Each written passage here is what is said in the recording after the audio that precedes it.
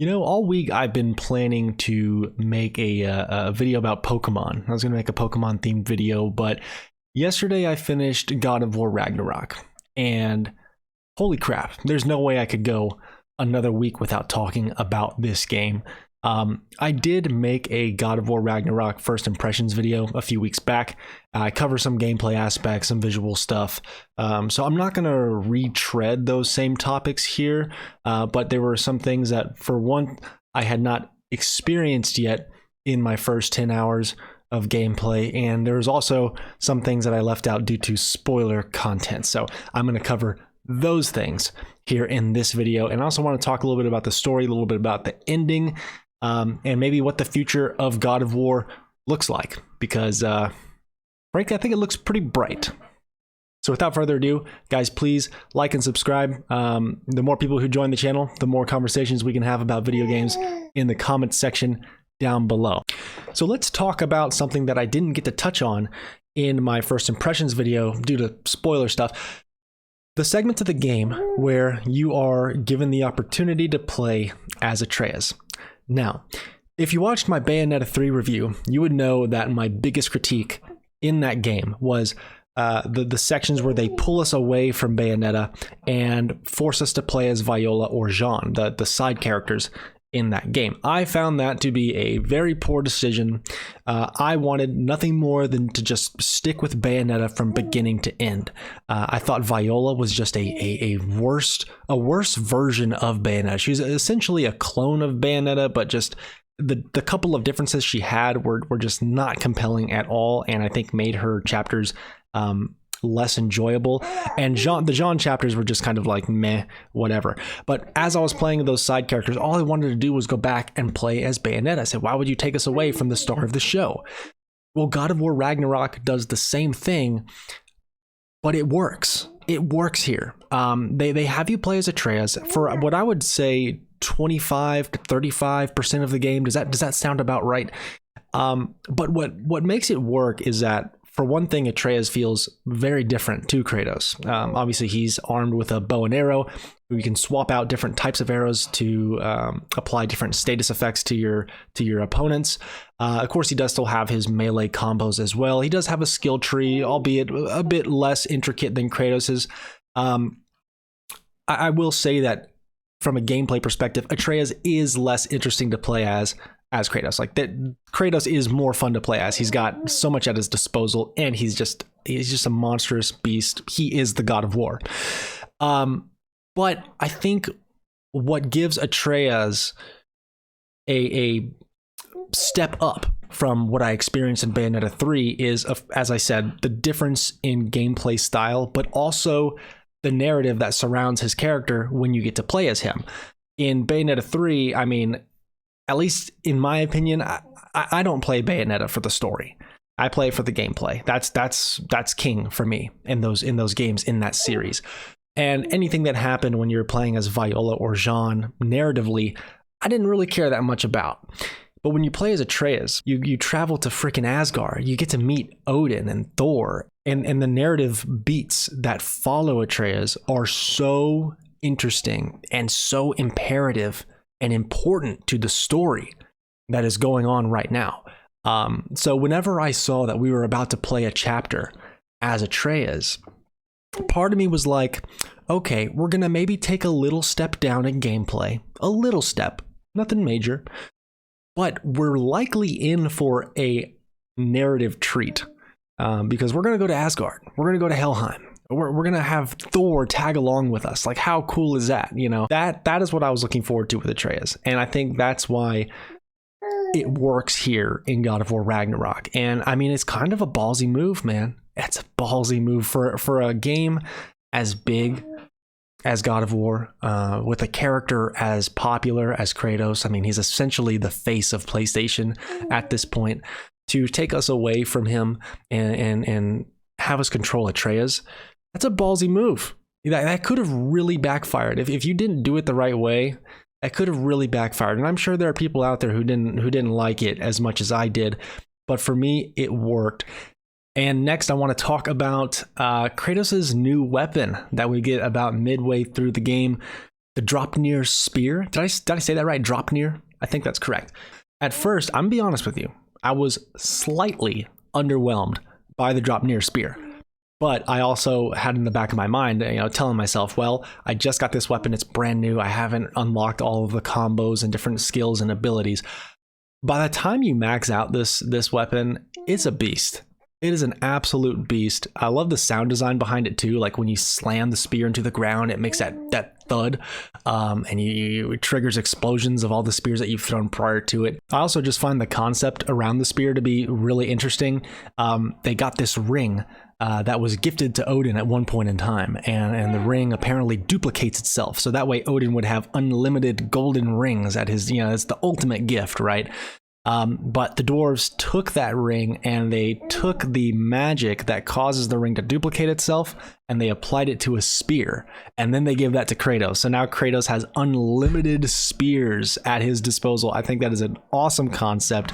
Very, very cool idea. Once you've maxed this puppy out, it is just as fun as the Blades of Chaos and the Leviathan Axe, in my opinion. It's a great range option for you. And, when you intertwine it with some of the other weapons, it feels so damn good. And it should go without saying, I enjoyed some of the puzzles that included the Dropnir spear as well, like throwing them into the walls and then detonating to like make something crumble. Or you have to, you see a slot where you can throw a spear and you got to get at the right angle to hit it, and then you can use a spear to kind of vault your way up a cliffside, something like that. So I thought the puzzles were really good as well. And so I think that's mostly what I wanted to cover that I didn't get to in my initial impressions video. If I just want to, a couple of things that I did not like, I thought the climbing in this game was a little too slow and too frequent. This game definitely does the whole, we're gonna scoot you through a narrow corridor while we render the next environment for you, and it's fine because it still looks good and the game was drop dead gorgeous, so I don't mind it, but the game had a lot of those moments where it kind of artificially slows you down while the game renders the next area. And then the climbing sections, there's just so much climbing in this game.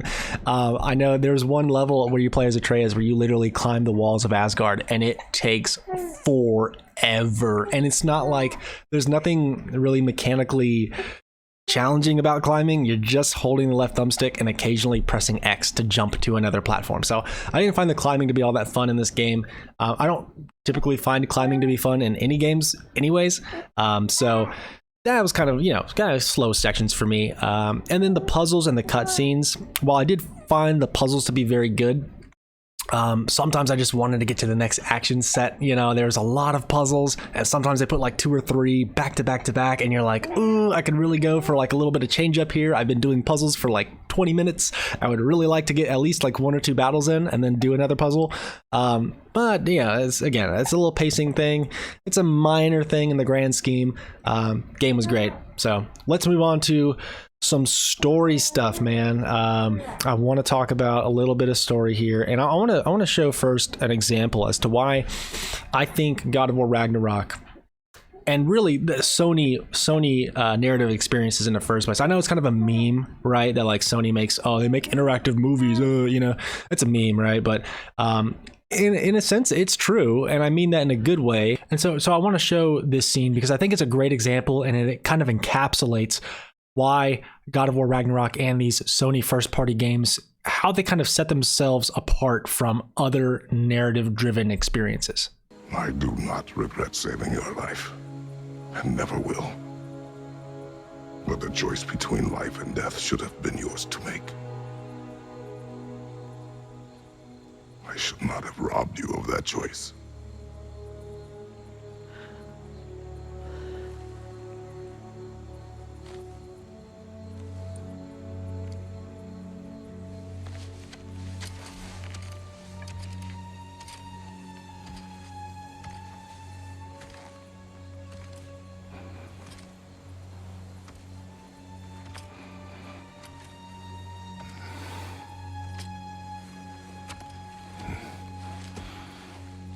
So this scene is so great. Kratos obviously killed Freya's son in the first game, Baldur, and it's something that she has not forgiven him for. These two used to be great friends, but now they're enemies.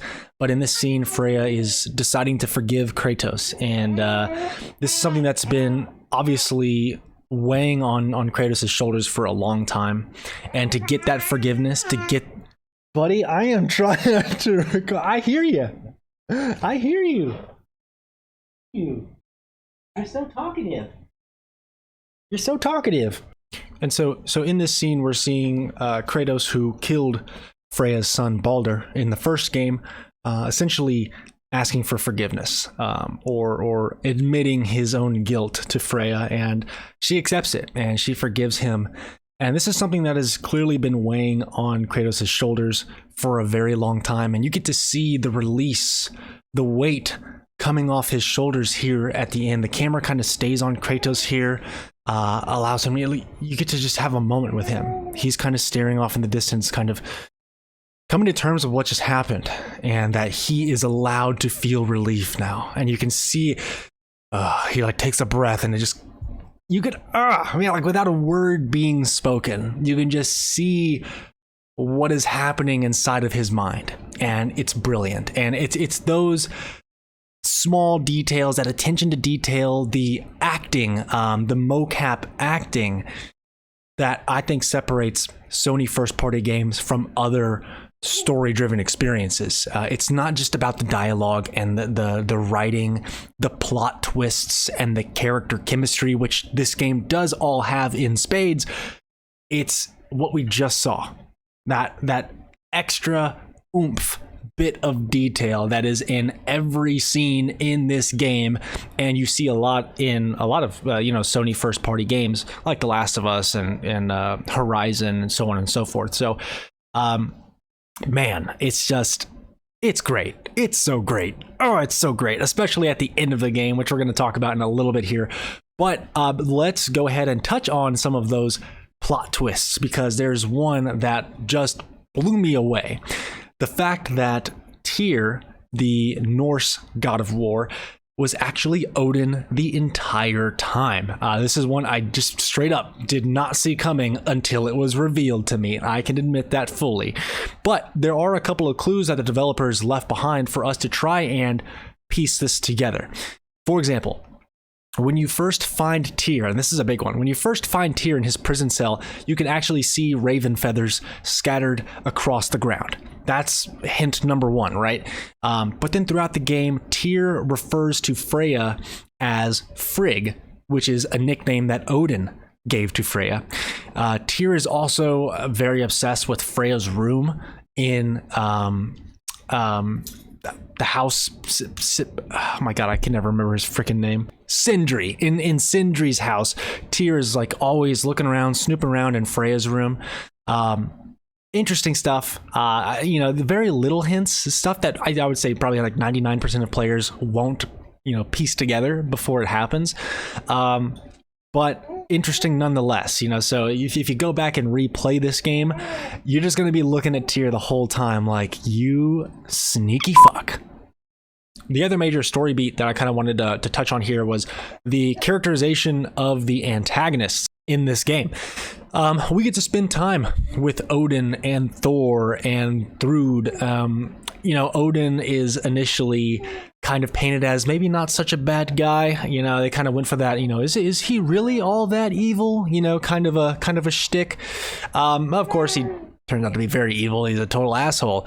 Then we get to spend time with Thor and kind of see that, he is not a perfect character. He is very much like Atreus, trying to live up to the expectations of his godly father, that being Odin, while also apparently having a drinking problem and suffering from severe depression, and that kind of gives weight to that final clash between Kratos and Thor. I was fighting Thor, and the whole time I was just kind of really hoping like, oh, please don't kill him. Please don't kill him. Like, let's let Thor live. Spare his life, Kratos. Please, come on. And he did. Although then Odin comes in and finishes the job, so that was short-lived. But again, fleshing out these characters, and there's so many characters in this game that got introduced that weren't in 2018. Like, holy crap. 2018 was fantastic from a story standpoint, but Ragnarok takes it to a whole nother level. Like, the cast of characters is humongous, and they flesh out essentially all of them very effectively, to where I cared about all the characters, good, evil, bad, somewhere in between, whatever. They did a great job fleshing out these characters and giving them motivations and backstories, and I felt like I really knew them. One bit of information and characterization that we got to see in this game for Kratos was fantastic. We got some flashbacks between Kratos and his wife Faye, I think it was. And there's one flashback in particular that got me pretty emotional. Was they're rowing in a boat, and Faye is holding on to newborn Atreus, and she's loving up on him, giving him hugs and kisses, telling him he's going to be special one day. And then she offers him up to Kratos, and Kratos is just kind of like, "What do you want me to say? Like, I don't have anything to say to the kid, like I don't know what to do," right? And throughout the course of the game, you kind of realize that Kratos has had this mental block this entire time as in regards to raising his son. We see the conflict in 2018, but we don't really get like the nitty gritty as to why Kratos is the way he is with Atreus. And I think it becomes clear in this game that Kratos doesn't feel like he deserves to be a father at this point. He doesn't. He's scared to raise a son.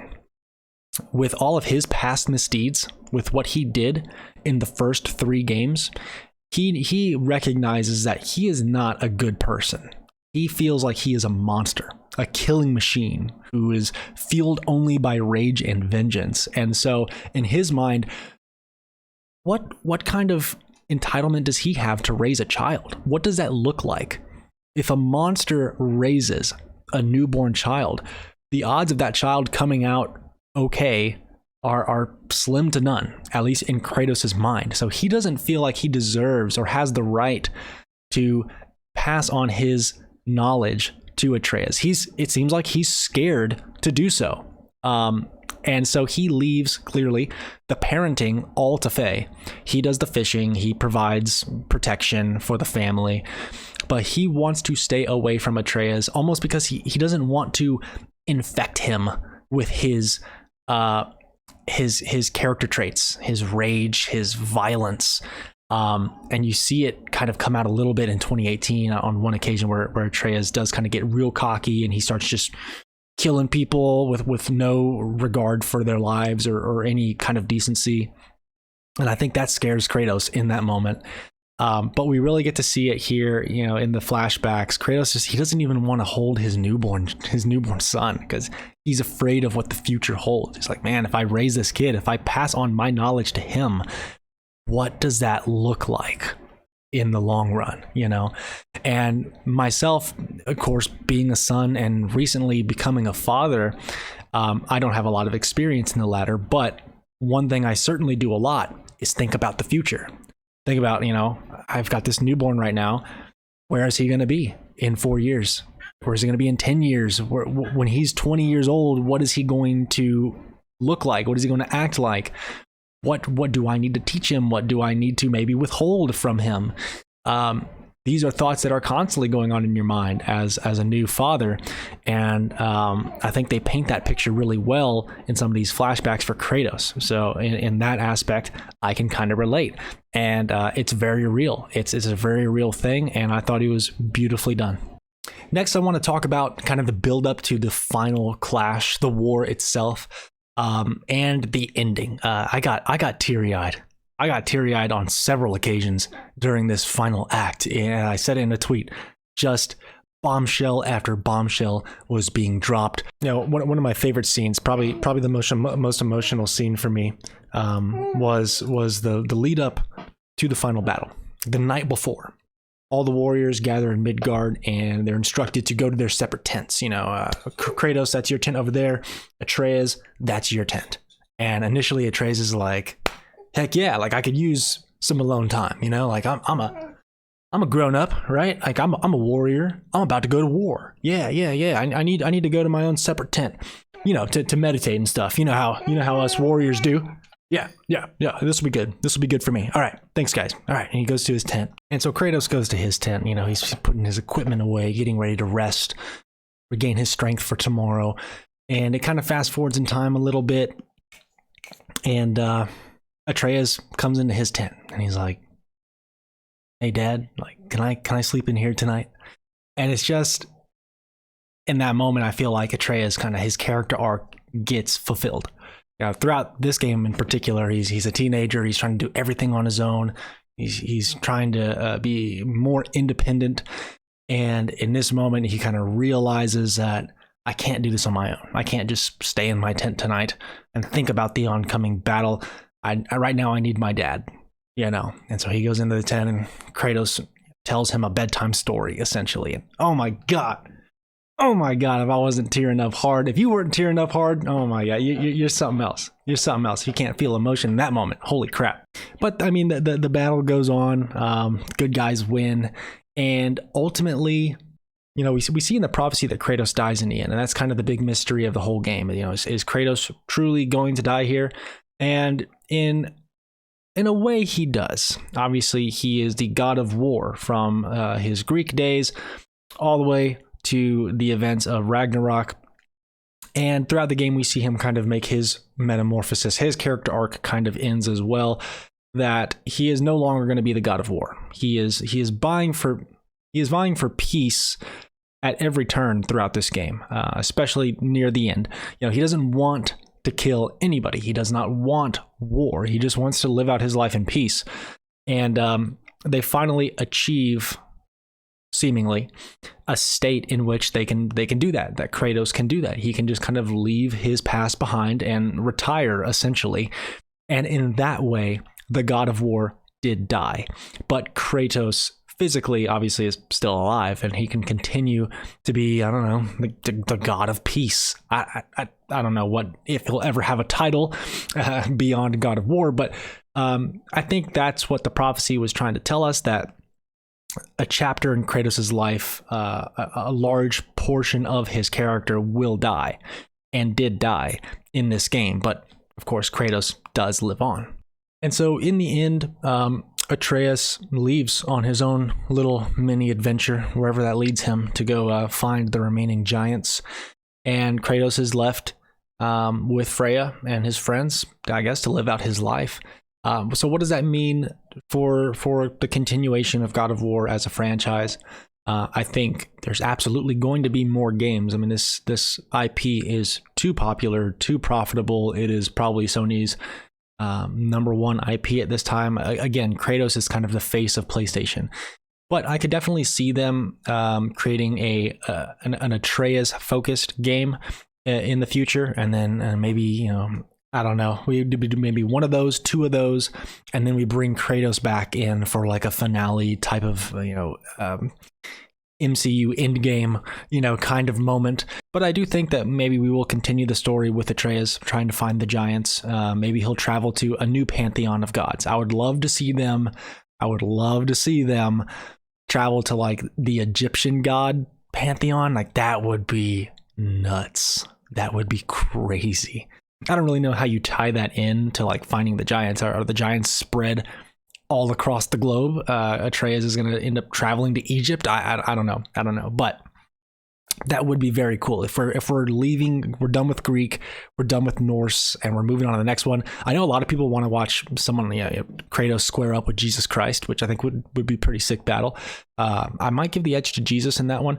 I would love for them to go to Egypt next. I would love the Egyptian pantheon of gods. I think that's a very interesting culture, very interesting religion, and there's some cool stuff that they could do there. But guys, I think that's going to mostly wrap up my talks. I kind of rambled about like my favorite story beats at the end here, and that's okay. That's all I wanted to do. I just wanted to blab about this game because, oh my God, it was so good. It was so good, especially at the end.